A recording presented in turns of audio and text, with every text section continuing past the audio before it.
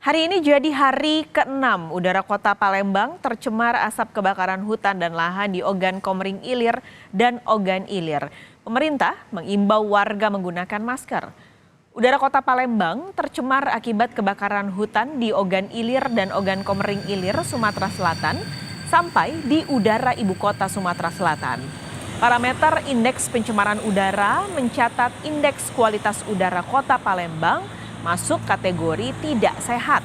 Pemerintah Kota Palembang mengimbau warga untuk mengenakan masker saat berada di luar ruangan, terutama untuk kalangan rentan seperti anak-anak dan juga lansia. Sementara itu di Kabupaten Kuburaya, sebuah rumah warga di Desa Sungai Raya Dalam, Kecamatan Sungai Raya, Kuburaya, terbakar di bagian dapur akibat rambatan kebakaran lahan gambut. Penyebab kebakaran diduga bersumber dari kebakaran lahan di sekitar rumah yang merambat membakar bagian dapur rumah yang terbuat dari kayu. Pemilik rumah berharap penegak hukum segera menangkap para pelaku pembakar lahan. Kebakaran tidak sampai membakar semua bagian rumah karena api berupaya dipadamkan BPBD dan pihak terkait bersama warga. Saya nggak tahu juga, pokoknya ini karena orang bakar lahan.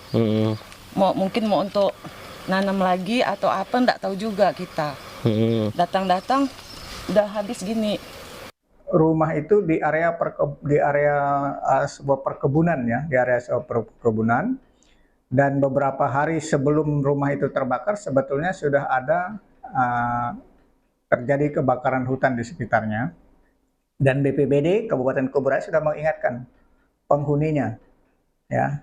Akan tetapi mungkin berpikir ya ini kan apinya masih jauh. Tapi yang namanya api ditiup oleh angin, ya akhirnya terdampak. Dan ini sedang dilakukan asesmen oleh BPBD Kabupaten Kuburaya bagaimana kelanjutannya. Ini masih kami menunggu proses dari BPBD Kuburaya.